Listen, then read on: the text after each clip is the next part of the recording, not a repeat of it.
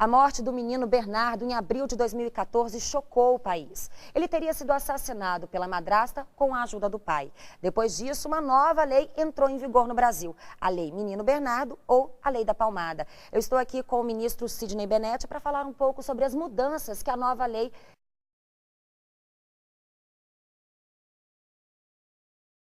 Essa lei teve um grande papel de divulgação de que fatos desse tipo, fatos graves relativos aos menores, são punidos criminalmente. A lei penal tem dois objetivos sempre. Um é aquilo que se chama de prevenção específica, quer dizer, punir aquela pessoa que cometeu algum delito. E a outra é o que se chama de prevenção geral, que é dar para toda a sociedade a noção de que a lei penal existe e, portanto, todas as pessoas não devem praticar aquelas condutas delituosas porque serão punidas pela lei penal. Essa lei teve uma grande divulgação. E essa grande divulgação contribui, em primeiro lugar, para essa chamada prevenção geral. Quer dizer, houve possibilidade que toda a sociedade entendesse que esses fatos eram fatos punidos criminalmente, de tal maneira que elas devem se abster, elas não devem praticar essas condutas que são condutas nocivas quanto a menores. Agora, ministro, a questão da proteção à criança já era prevista no Código da Criança e do Adolescente e as penalidades no Código Penal. Então, qual era a real necessidade dessa nova lei? Surgiu a lei como uma necessidade de atualização desses preceitos penais e dos preceitos gerais de proteção à criança. E nesse sentido, o grande efeito da lei foi realmente a divulgação dessa necessidade de proteção. Além disso, a lei trouxe algumas medidas, algumas formas instrumentais, quer dizer, determinou a respeito do pessoal que vai ser envolvido nesse tratamento, nesse amparo às crianças e adolescentes. Isso é uma parte administrativa da lei. Essa parte administrativa não era prevista no Código Penal e não era prevista nesse detalhamento no Estatuto da Criança e Adolescente. Agora, você tem razão na sua pergunta que sugere esta inquietação. Realmente a parte penal já tinha proteções que eram adequadas. Bastava que essa proteção realmente chegasse a se exercitar. E isto acaba sendo mais possível devido à divulgação que a lei teve, de tal maneira que as pessoas passaram a procurar a justiça, procurar as delegacias de polícia, procurar os conselhos tutelares, e isso fez com que realmente a lei, nesta parte penal, tivesse maior atuação. Ou seja, a lei ajudou as pessoas a se conscientizarem de que é proibida a violência mesmo, algumas atitudes. Exatamente. Nesse sentido, se discutiu muito a lei. Em primeiro lugar, porque é o lado positivo de conscientização das pessoas e conscientização também daquelas pessoas que veem os menores sofrer os abusos, sofrerem a violência, e para que elas vão realizar a busca dos meios legais para coibir essas ações. E também com relação aos próprios menores.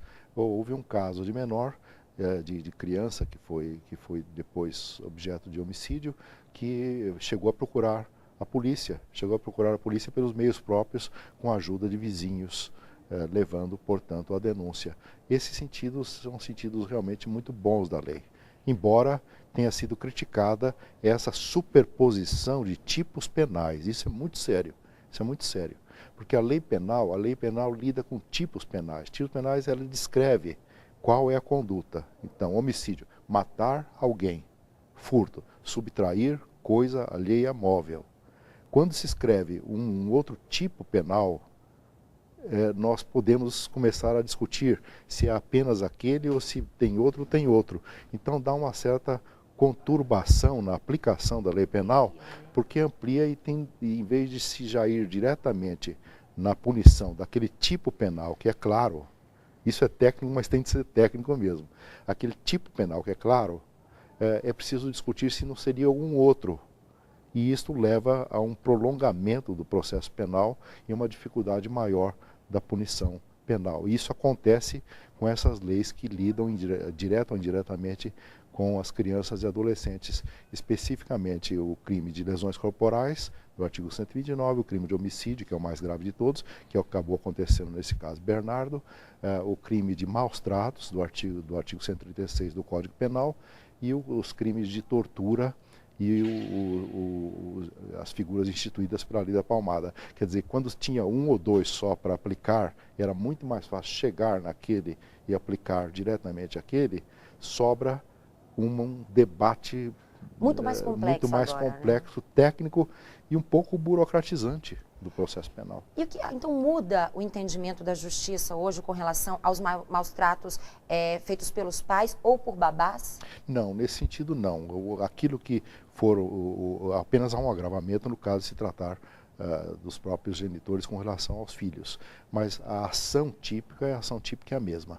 E essa ação típica o maltrato pode ser cometido por pais, por babás, por educadores, por pessoas que tenham a criança na escola, e qualquer tipo de pessoa que tenha uma possibilidade de comando da ação da criança e que abuse dos meios de coerção. Qual é o entendimento hoje da justiça com relação aos maus tratos ou à tortura, né? Que foi um ponto que veio agora, que seria feita pelos pais ou pelas babás? Acho que o crime de tortura tem uma forma de descobrir se ele se aplica ou não pela intensidade. Quando se aplica aqueles mesmos mecanismos, mas com intensidade e com o fim de obter, basicamente a intensidade, pode ter um fim de obter alguma outra declaração ou extorquir alguma confissão ou alguma promessa, alguma coisa da pessoa torturada ou não, mas o que importa é a intensidade maior da ação agressiva à pessoa. Fica realmente uma questão sutil para o caso concreto indicar. E o senhor acredita que tem que ser punido mesmo, né? Tem que haver punição? Punido tem de ser, punido tem de ser. De que forma? Acho que a figura típica não está bem escrita em nenhum desses crimes novos. Há um fenômeno muito curioso no Brasil, que é o seguinte: os crimes que constam do Código Penal são crimes muito bem escritos e escritos de uma maneira que não deixa dúvida. Como eu disse, subtrair coisa alheia móvel, isso é furto. Não tem jeito de escapar desta definição. Matar alguém, não tem jeito de escapar dessa definição. E eles têm uma coisa que se chama rubrica lateral. Também é técnico, mas eu tenho de dizer. Porque tem do lado do Código Penal, de lado de cada crime, tem o nome do crime. Então está lá, homicídio, furto, falsidade. Então está ali, a gente procura e acha com facilidade, e depois vem a definição legal. Nas figuras novas, das leis novas, de modo geral, não há essa rubrica lateral, que é o nome do crime, não há o nome do crime. Se não tem o nome do crime, fica difícil de cotejar um com o outro, e isso dá margem àquilo que se chama de evasão penal. As figuras acabam desaparecendo na aplicação prática. Agora, ministro, a gente estava falando no início da entrevista sobre essa questão da conscientização que essa nova lei da palmada, né, ela trouxe, mas ela foi muito polêmica também, porque uma parcela da população acreditava que o Estado estava interferindo em algo que fica no reduto do lar, que é a criação, que é a educação. Já outra parcela aprovou, né, foi a favor da lei, porque acha que ela estava quebrando tabus, quebrando essa questão da violência dentro de casa, que era uma coisa muito comum em alguns casos. O senhor, como o senhor vê isso? É uma mudança cultural, realmente, que essa lei está promovendo? É uma mudança legal que leva a uma mudança cultural. Para certas espécies de entidades educativas, como são os pais, como são as escolas, como são as entidades que recebem crianças, essas condutas ficam frisadas, de forma que isto não pode. Agora, aquilo que não está proibido por esta lei fica fora da previsão penal, portanto, é uma atuação lícita na educação dos menores. Se trata do mínimo, fala-se que o direito é um mínimo ético. Uma parte das questões ficam na ética familiar, na ética educacional e outros compartimentos da ética. E a outra parte fica jurídica.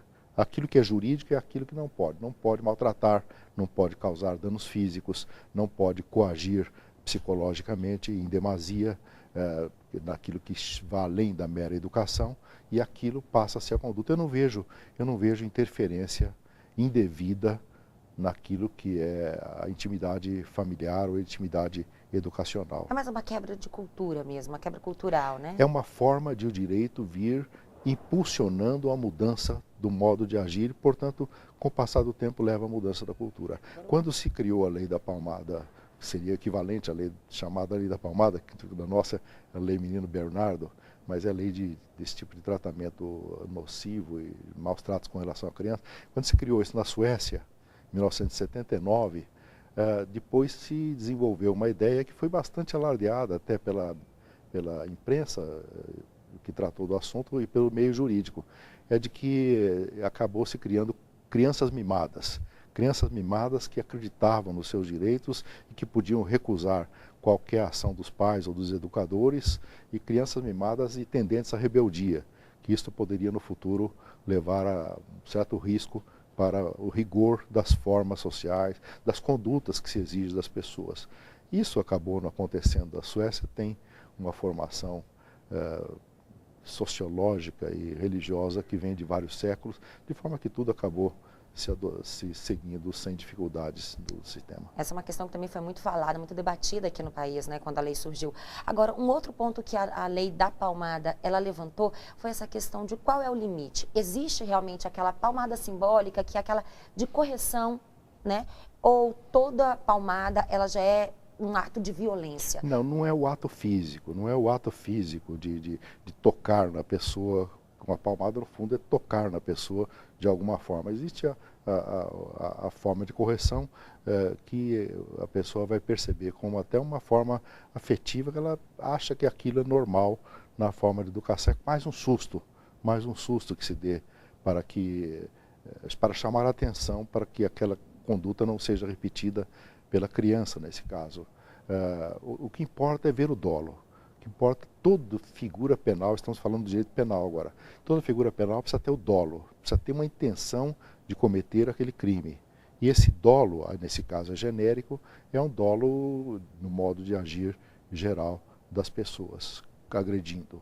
De forma que não é toda e qualquer palmada que vai significar um problema. A mãe desesperada que dá uma palmada, uma pequena palmada, vamos dizer uma palmadinha, não estará de modo nenhum agindo desta forma criminosa, estará exercendo o dever de educação. É como se provocasse realmente um alerta para a criança. Esse alerta pode ser dado pela voz, pode ser dado pelo modo de olhar e pode ser dado também por um gesto de toque. Agora, ministro, nós falamos aí sobre a conscientização, né, da violência contra as crianças, contra os menores. Agora, quando o senhor ingressou na magistratura, era comum caso de violência às crianças, por exemplo, chegarem aqui ao STJ? Não, não chegavam. As questões, de modo geral, não chegavam a juízo. Essas questões ficavam realmente no lar. Realmente no lar, algumas vezes eram levadas à autoridade policial, mas realmente se interpretava como poder de educação pela coerção física, com um poder muito maior por parte dos genitores, principalmente, e dos educadores também, porque tanto em casa como na escola havia mecanismos que no fundo eram agressivos, realmente em muitos casos se espancava as pessoas, como deve continuar se espancando por esse Brasil afora e pelo mundo afora, isso existe. Aliás, isso na literatura aparece bastante em vários casos, eu posso em alguns casos até lembrar aqui para contar. Mas acontecia dessas formas de correção às vezes serem cruéis, serem duras. Eu me lembro no tempo de criança, o meu pai tinha uma pequena fábrica de móveis e correu a notícia na nossa casa que ele foi procurado para socorrer uma criança que tinha sido acorrentada pelos pais, acorrentada de forma degradante pelos pais. Ele foi procurado para levar instrumentos ali para cortar aquelas correntes e poder libertar a criança. Isso acontecia de espancamentos realmente muito sérios e que provavelmente em alguns casos devem ter chegado à morte da criança, mas aí já entrava no crime de lesão corporal e no crime de homicídio, dependendo da gravidade que pudesse acontecer. Era mais comum antigamente, né? Porque é uma questão cultural. A gente vê em outros países, por exemplo, casos de agressões que para nós assim são crimes horríveis, mas lá é uma coisa que já faz parte da tradição, que já é comum. E se as pessoas aqui descobrem que é proibido, elas não entendem o motivo. É verdade. E na literatura isso se apresenta bastante. Talvez a obra mais clássica brasileira sobre esse assunto seja de Monteiro Lobato, chama Negrinha.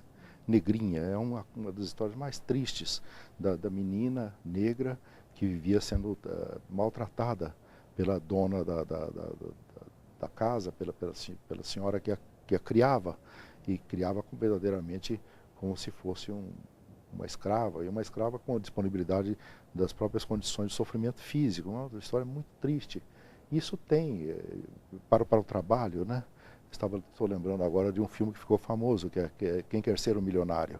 Alguma das crianças é levada e furam os olhos para ser utilizada para pedir esmolas na rua. Quer dizer, essas questões se apresentam, né? São problemas culturais, sociais, que estão muito presos sociais ali, muito né? sérios, diante dos quais o ser humano realmente vale muito pouco, como nesse caso indiano, da literatura indiana, que é terrivelmente angustioso. Há outros na história, crianças que eram encarceradas, não chegava a ponto de matar a criança, mas a criança era indesejável, então acabavam sendo encarceradas. Na literatura alemã, uma obra de Feuerbach, Anselm von Feuerbach, que chama Kaspar Hauser. Esse Kaspar depois deu um filme que é altamente recomendável em todos os sentidos, não só pela história, mas pela obra de arte, que é de Werner von Herzog. Foi traduzido no Brasil como Enigma de Kaspar Hauser. Esse Kaspar Hauser apareceu um dia numa cidade, acho que em Nuremberg, com uma carta na mão, já adolescente, e aí se viu que ele não tinha nem muitas condições de ficar de pé, porque ele havia sido mantido no porão fechado de baixa altura, alimentado exclusivamente a pão e água, que eram as únicas coisas que ele comia.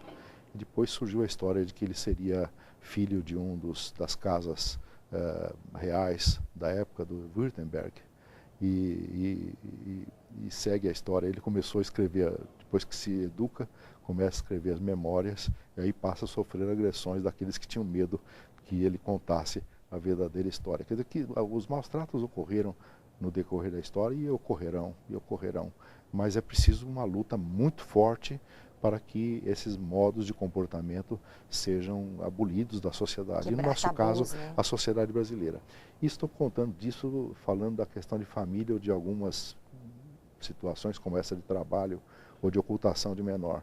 Mas é preciso não esquecer da escola.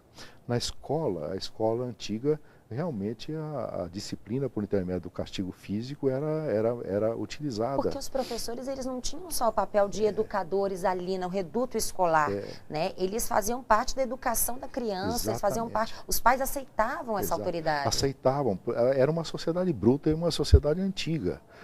Os perigos eram muito grandes, se não atendesse aquelas regras precisas, não teria nem possibilidade de sobrevivência. Criança que saísse para andar fora de casa, se perdia na mata. Aí vem a história do Chapeuzinho Vermelho, do Lobo Mau, essas coisas, porque realmente era sério. Muitas crianças eram levadas pelos pais que não tinham condições de sustento para deixar para que se perdessem e morressem. Aí vem a história também muito contada pela literatura dos meninos lobos, crianças que eram abandonadas pelos pais ou levadas por alguém, e aí ficavam abandonadas e, no fim, tinham os comportamentos de animais. Na literatura isso ficou bonito, recente, no filme do Mowgli, Menino Lobo, mas não é bem assim. A verdade é que essas pessoas pereciam. E na escola, mesmo na escola brasileira, eu não peguei coisa desses tempos. Não peguei palmatória. Que era um símbolo, né, de correção, de educação. Não peguei a Santa Férula, que era palmatória com espécie de pregos, que ficava muito pior. Para ferir mesmo, porque a intenção era ferir, punir com violência, exatamente, né? A pessoa acrescentava ao não agir um sentimento de dor, de forma que ela não agia porque ela também antevia a dor que aquilo causava.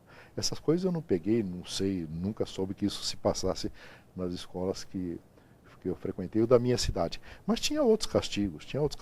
Era muito comum o professor dar umas reguadas no aluno para que ele ficasse quieto, né? Ou colocar num canto de pé e ficava ali. Surtia efeito, porque realmente todos tinham muito medo. Para toda a classe, né? Contam-se que isso não cheguei a pegar também, que colocava a orelha de burro na criança para ficar num canto e não deixar fazer com que estudasse mais.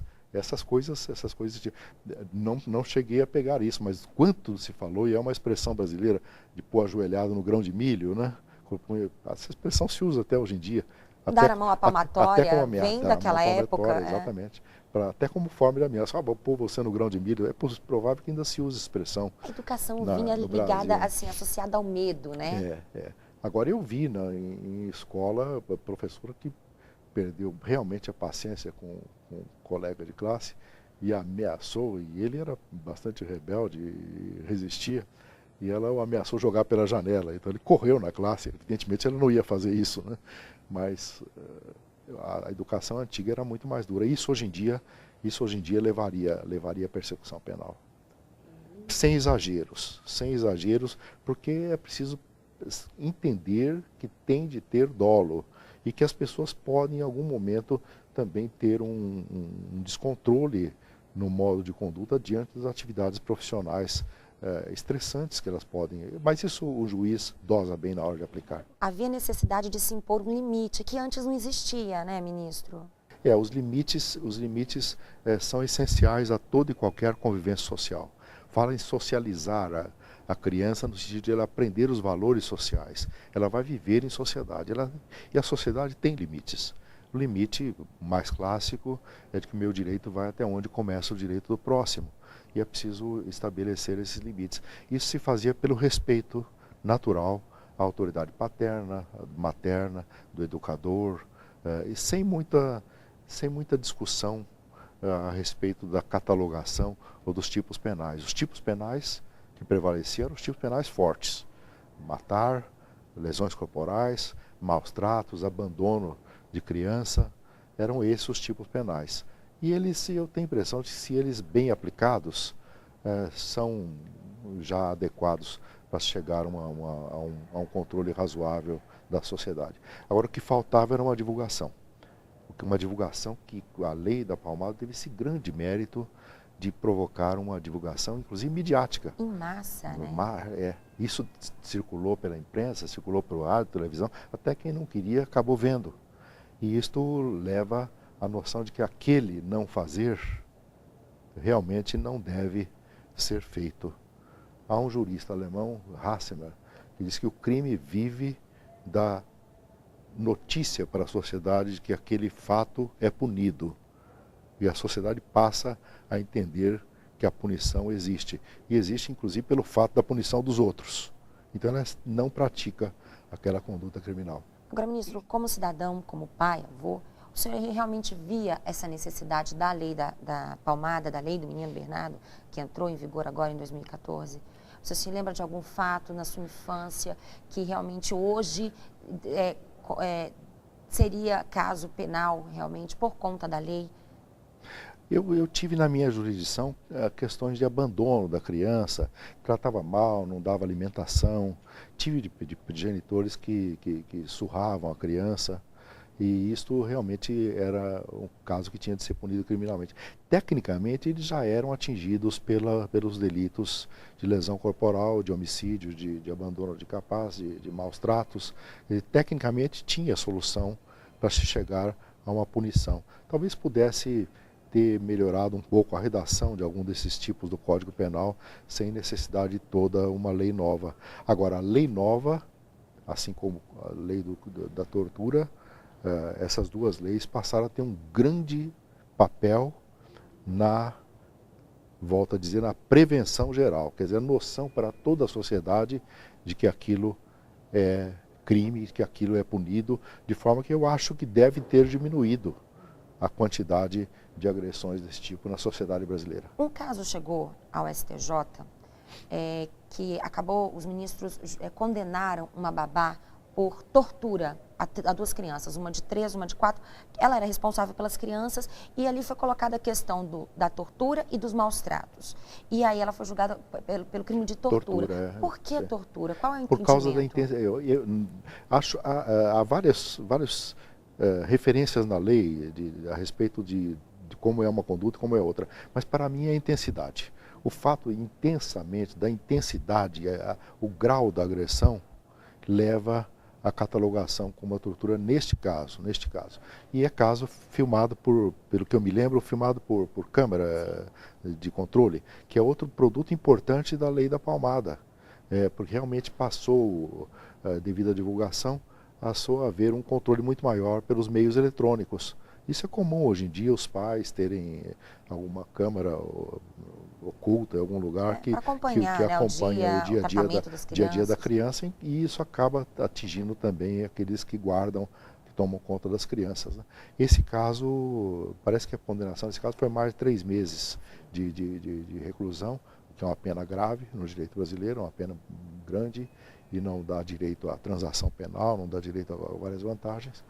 E eu acho que aí foi pelo que se vê, esse caso, pelo que eu sei, ela agredia com pau, né, com porrete. Ela batia, ela mordia as crianças, batia, socava. Agora veja que aí já tem um dolo, tem uma maldade E não realmente. foi um caso isolado, foi uma sequência de ações em vários dias, né? Sequência, e dá a continuação delituosa, né? É uma boa aplicação da legislação nova.